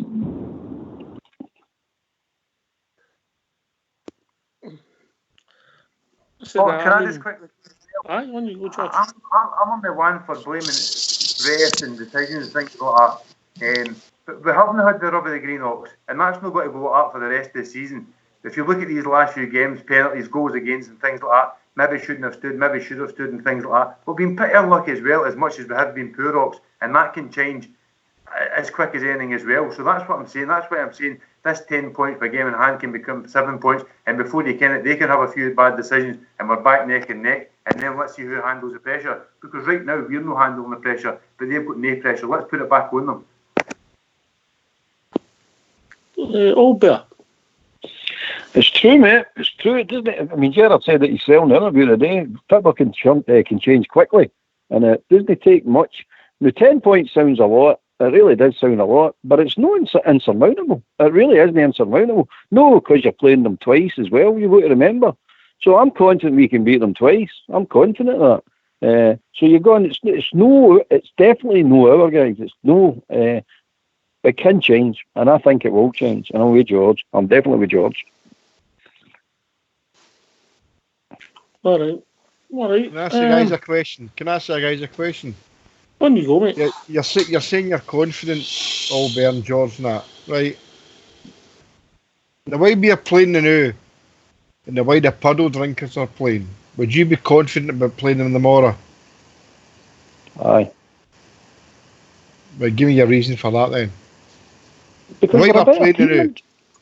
Because, well, put it this way: a good measurement's going to be the Thursday game against Braga. If we raise our game in that, it shows you for the big games, like the big teams, the better. That's we can raise our game. That's not the question. Like on current, never mind the Braga game. Braga game's not next week.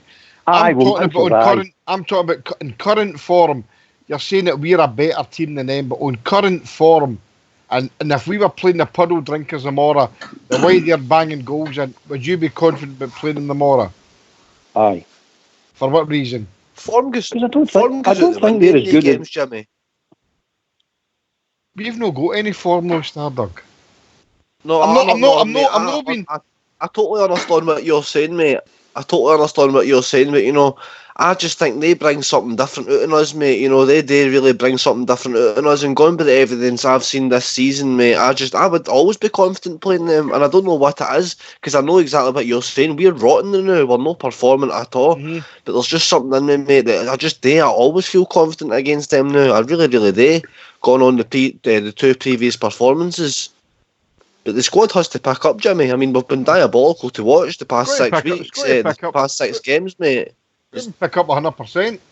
Good pick up 100%. And I'm not Mr. Grumpy here. I know I was getting a lot of caudology at the start of the show and that, but I mean, I'm looking at it. No, I'm looking at it realistically. You know, it's going to be a big ask for us to win it. So as I say, the heart says aye, and the head says no. It's not happening. No, the way we're playing. There needs to be a right. It's unimaginable that we can turn this round. But you don't have to flip your forum back to what it was in December. Anyway, we'll be joined by another caller. Evening caller. Hello lads, how you doing? Big Stevie for the drop. How you doing, Stevie? Oh, I'm on the night shift here, lads. I'm driving about city centre here, trapping the wains off. They're away to the Johansson, no? So they're away happy days. So I'm just heading my way back to Sunnydrop Chapel. I've missed the whole show, mate. I couldn't listen, but they lasses are wild, so I couldn't even get listening to the show. I don't know what you have been talking about. You? Not about me, my man. We were talking about you. Stevie, right, GFG, how you doing, Pat? I asked a question there, and they're all calling me Mr. Grumpy, but I'll take that. I asked a question on my current form, right? If we were playing the puddle drinkers tomorrow, would you be confident? You know, be honest, Jimmy, be honest. I'm going to be honest. I'm going to say this. I think it's the only team that I don't. I really don't know. I'm not going to answer you. I'm going to sit in the fence, Jimmy. I really don't know. After the last few games, I've been totally bewildered about how good we played before the break, and all of a sudden it's went to rack and ruin. But what I will say is, I think we've got the beating of them. The last 2 games we played them off the park. The effort seems to be there against them, but not so much against not so much against anybody else. I'm watching this guy here. This fucking guy's a nut. Oh, sorry, this guy's a nutter. But no, Jimmy. No, I wouldn't be confident. I'm going to say no. Just with the way we've been playing, there's something lacking in it, and I can't put my finger on it. Yeah.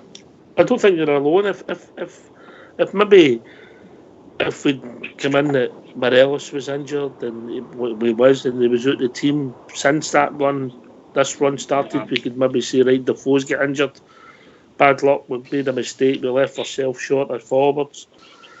If Stephen Davis wasn't fit, we could beat them, or they were all no fit at one time. You were doing to bringing Waynes in, but it's not really been like that. All right, they've all missed wee bits and pieces. Tab missed a couple, Alfie missed a couple, Ryan Jack missed a couple, Davis has been out now and then, but basically we've pretty much had maybe 9 or 10 to pick for our first 11. So I'm with Stevie. I just can't put my finger on this lack of form. Bridgeman. Yeah, look, it's a mystery, isn't it, the form thing. As far as the question about whether we would beat them across the city, well, the recent history says it's impossible because of our form. But then it's going to be a Rangers-Celtic match. Form sometimes goes out the window, and it's how we turn up. So it's very difficult to gauge it. Certainly, I would obviously expect us, because they were previous 2 games that we played against them. They weren't even on the park with us, to be perfectly honest with you. Now they're 10 points ahead of us, minus a game in hand. But really and truly, it's really tough. Rangers have to lift the curtain that's causing this. They have to lift it. We've got big games coming up. The Braga game's going to be a monster of a game for us at Ibrox, and we need to start to show form. We need to improve, and that's all we need to do. Improve. How they're going to do it, that's up to the manager and the coaches. But we need to do it, and God help us if we don't lift it up, because I'd hate to think we're going to get popped out of Europe simply because we're going away to Dubai on a break. I just can't believe it's happening. Maybe if we learn to do a bridge man all better and one ugly, as you've said, and with the 2-1 nothings at Tynecastle and at Rugby Park, we wouldn't be under all this pressure. Absolutely, mate. It's winning football. Winning football, as I keep harping on about, covers a multitude of sins. It really does. And that's all football's about. If you want to win, to just keep on winning. Other teams want to play pretty. Best of luck to them. Pretty football doesn't win everything. Will no guarantee you winning trophies. Playing ugly and winning and just scoring and keeping goals out. It's a defence, as far as I'm concerned. When you're playing for that 1-0, like Bridges going on about all the time, you need a defence. You need a good defence. You can't just stick a couple of boys in there and hope it's all going to work out right. And that's where we're big failing at the moment. We're scoring the goal, we're scoring the one goal, we're not scoring enough, but we're scoring the one goal and we're getting allowed, but we can't hold the lead. That's disgraceful. That's just absolutely disgraceful. But ugly football, mate. Ugly football and winning football does me. The 2 games we were in, the 2 games we've lost, we were in the league, third dog. Well, mate, that was going to be my point there coming in, But for me, mate, I mentioned it the other night, Oxford, and I think a lot of folk were in agreement with me. It looked as if we were trying to play out that game for the 60th minute. That's all one going out there and getting your goal. And Ryan Jack mentioned at his press conference, which I didn't like either, because, for me, mate, he must have been in a different game for what I was watching, because I don't think they did control it for the majority at all. I think they got their goal without really doing too much to trouble the goalkeeper, and then we came out the second half, we never started, then we did start to play, we were playing as if we were seeing the game out. It was the same again at Tynecastle, we take the lead and we can't hold on to it. So playing for 1-0 victories, mate, for me comes at a price. You lose that goal, mate, and you don't have a plan B. Where do you go for there? Everybody hits the panic stations, and then next thing you're doing 2-1 and you come away with no points at all. And that's what's putting us in this position. And I made the point earlier on, mate, it's got to start tomorrow. We can't keep talking and saying we're hurting and all that. It's got to start tomorrow, and we need to put some sort of run together if we're going to come back for this. Like Jimmy says, it's going to be a big ask. But I'm a firm believer, mate, this team can do it, and Steven Gerrard's the man to do it for us, but it has to start tomorrow against Livingston. We can't keep talking and saying how hurt we are. It has to start tomorrow. Alright, I'm going to change the subject a wee bit, but still on the Rangers and on tomorrow's game. We never got a lot of clues what the team's going to be, so GFK, what's your team tomorrow, mate?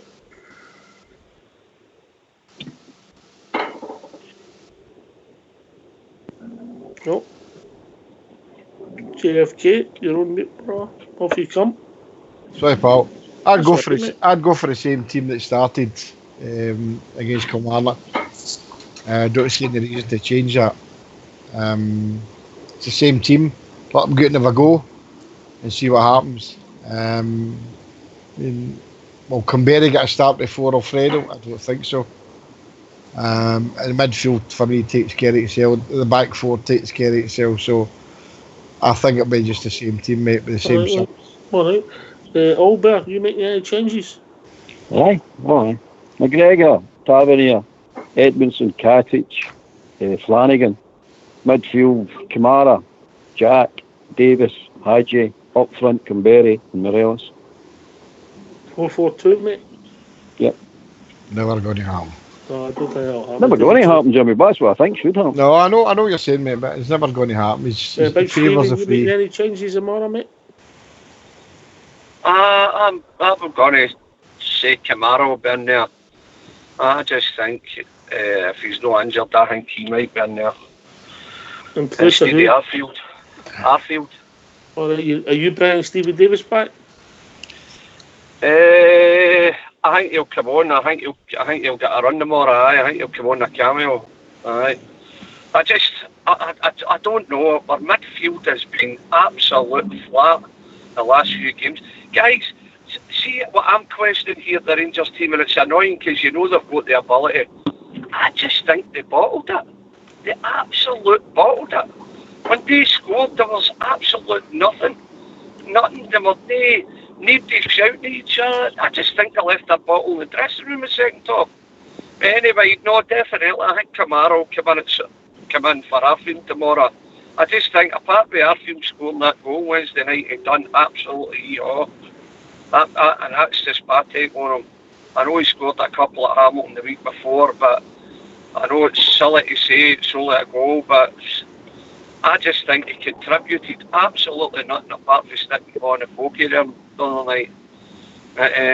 Who am I? You know, I might be wrong.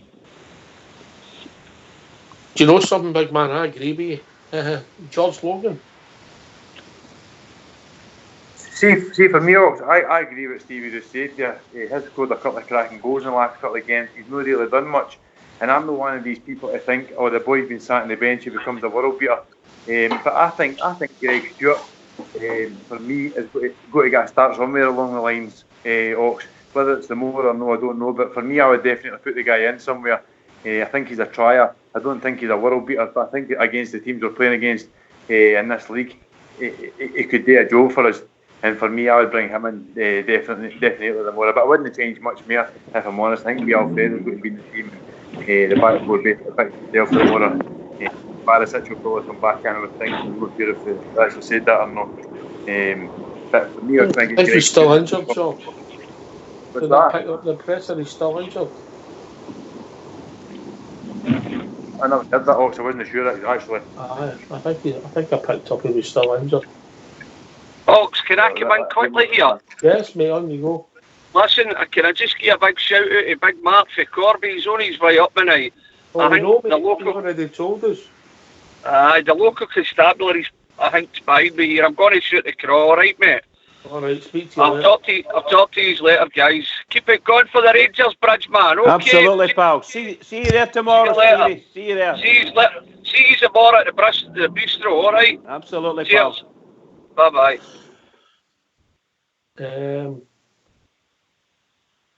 Hadji. Everybody starting Hadji tomorrow? Anybody take them out? No me. I'd start Greg Stewart instead of Hadji.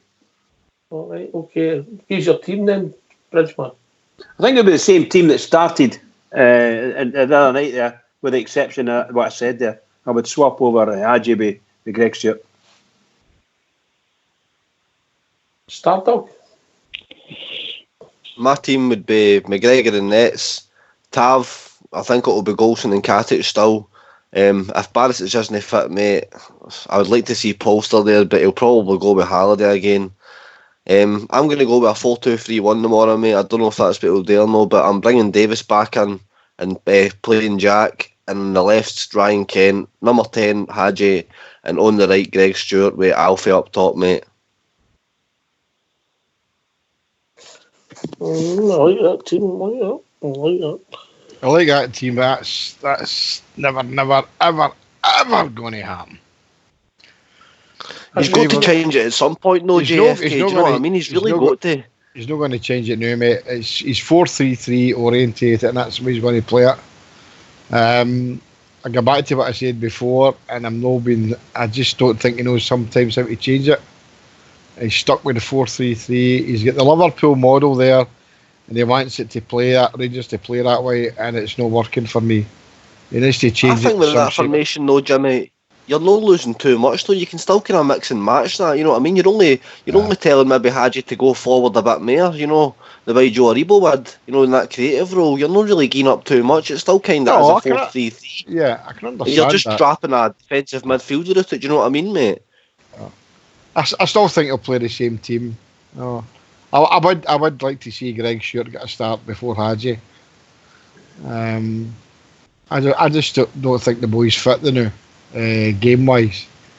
Fit enough strength wise, but I just don't think game time for him in Scotland's a wee bit too early for him. But we'll see what happens tomorrow. I think I'll go with the same team, same start. Interesting. George Logan. Like I said, I think I would bring Greg Stewart in, but Can't see many more changes from, like Stardog said, this is a massive game. It's a hard game, Ox. It's not got to be an easy game against you. They've got to be out and fighting for everything. They've got to do that part. We need to start doing that as well. 3 points is a must and more for me. Like,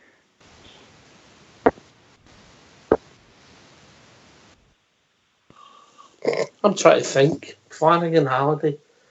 I'd like to, if Polster could play in the left, if he could, I'd like to give him a run out there. If he could. I mean, obviously they might have tried it in training and went, oh, that's a waste of time, Albert, you know? Yeah, no, I don't know. I would play Flanagan anyway. Because the reason I would play Flanagan is because we need to get a hold of them. We need to be solid in defence. And he's not going to get, Polster or him's not going to get up that left wing.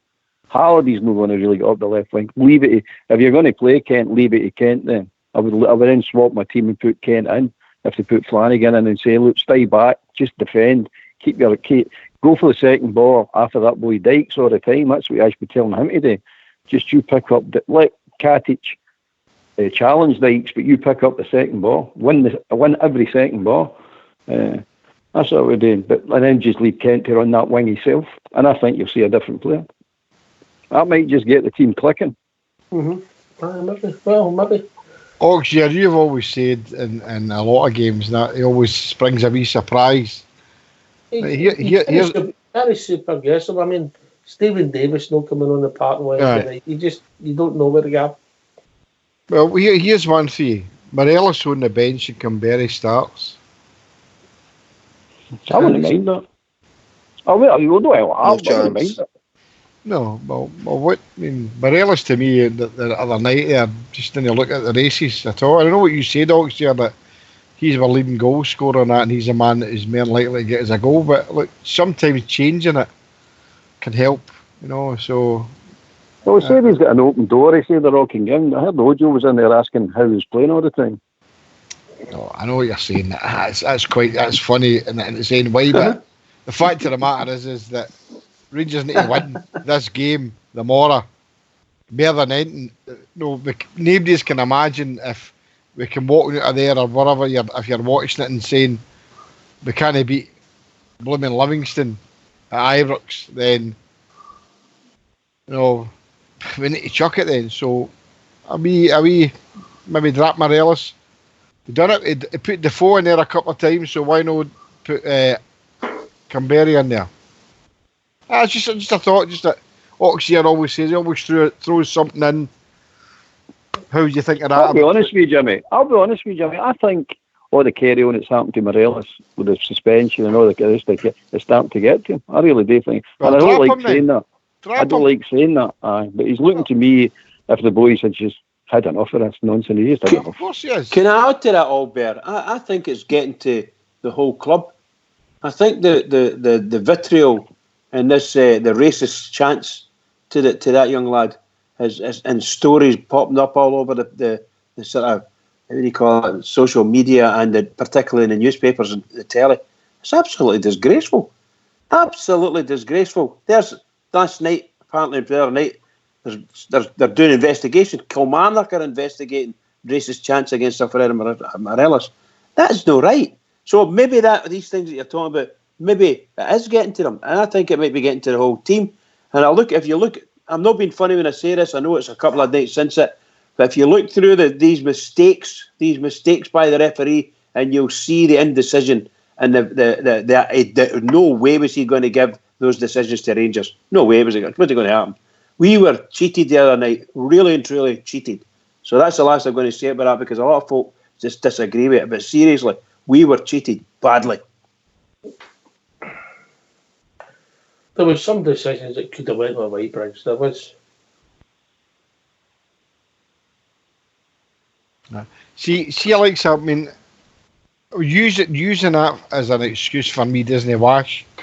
We're playing really, really bad. I know there's been decisions that went against us, but we can't keep using that as we're playing rubbish. So we can't keep... we cheated ourselves, Jimmy, the other night. The Rangers team are cheating us.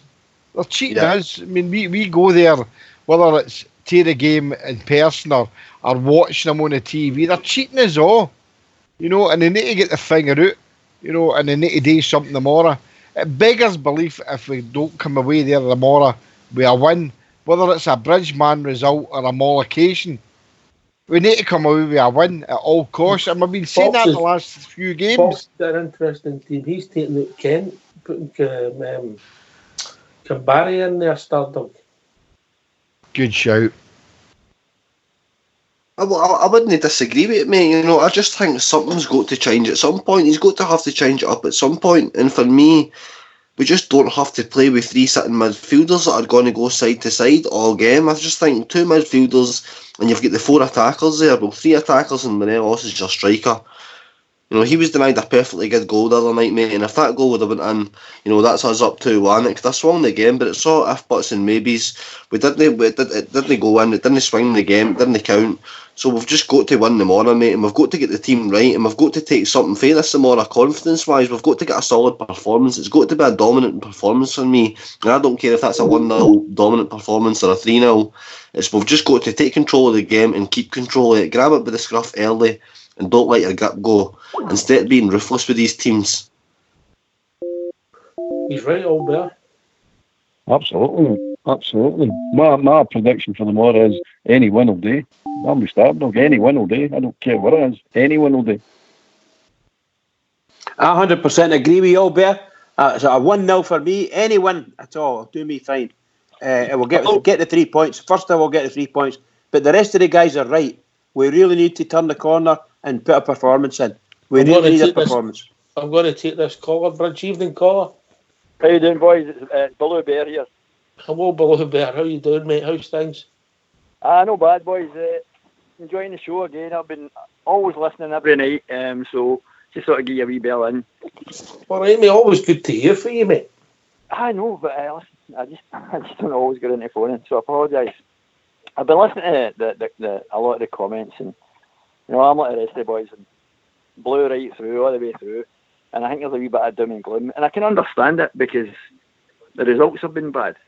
But I tend to disagree with this that we're playing crap, because I've watched the game twice in the last couple of days again, and while we weren't good, I don't think we were crap. I think we were quite unlucky. Are you in hospital, Blue? Eh? Are you in hospital? I'm in hospital. Aye. No, not yet.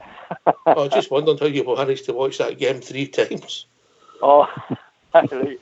No, but I mean, honestly, I watched it, and you know, the ball didn't break for us and things like that. I think we were really quite unlucky. We were starting to get well on top of them. We get through them a few times because they were coming forward at us. And I'm not saying we played well, but really we didn't play as badly. I think what really upset Gerrard was the defence, the defensive qualities in these boys. And that's what's been happening is we've been scoring goals, but we're losing terrible goals. And it's bad concentration. And I actually think, I hope that he drops one of the centre-halves tomorrow, and I know which one I hope he drops, because it causes too many problems over the time he's been here the last 2 seasons. And also, can I just make a point about the refereeing decisions? I don't think it's fair to ignore the refereeing decisions. And I'm not saying, I don't want to turn into like these people across the other side of the city and say, smash their windies, threaten them, you know, all that sort of stuff. I'm a Rangers man, we don't do that. But you can't ignore decisions that are really intrinsically unfair. See that first goal the other night?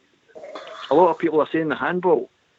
Did anybody notice that the guy that scored the goal was offside? I never got my lad did at the time, mate. He was screaming for it.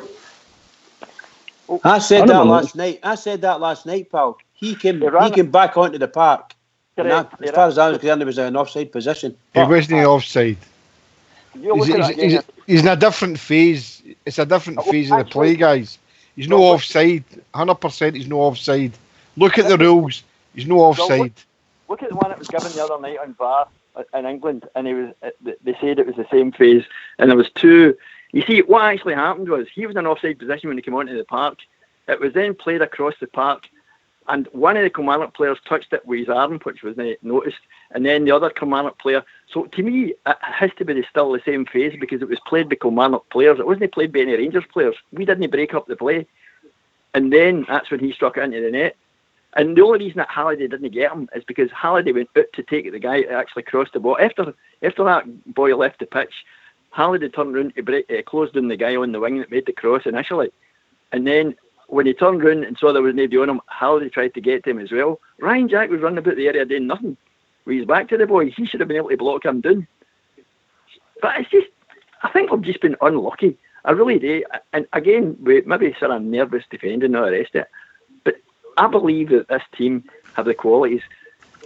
And something that you said earlier on about the amount of players that have been out, you made it sound like it was nothing. But we lost our captain, we're right back. We lost our main striker. We now lost our left back. And Davis has been out for a few games. That just breaks up the flow of a team. That's what I think. Sorry about the rant, boys. I'm sorry, mate. Get it off your chest. Good point. Anyway, well, it's hard to believe, but we've reached that time of the evening. Baloo, great to hear from you, mate, and keep in touch. I'll be back mate. in. I promise I'll be back in. I'm really enjoying the show. And I spoke to Big Winston last week, and I said to him, I said, I'll need to call in.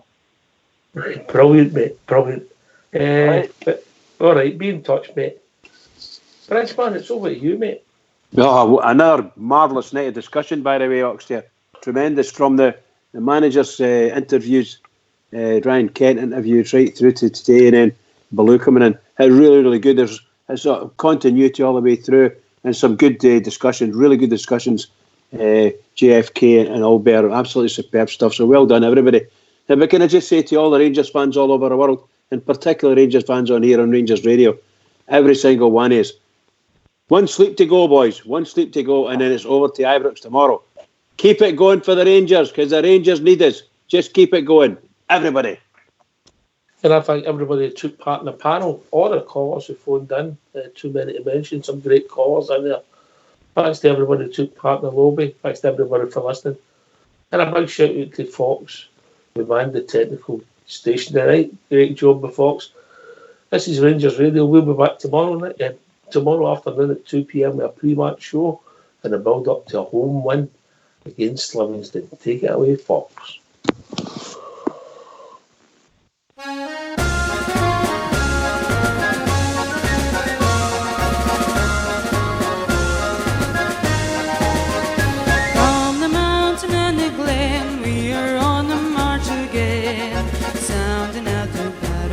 So famous, and we're here to stake our claim. We're the greatest in the game as we rally, rally, rally round the Rangers. It's rally, it's rally, it's rally, we will.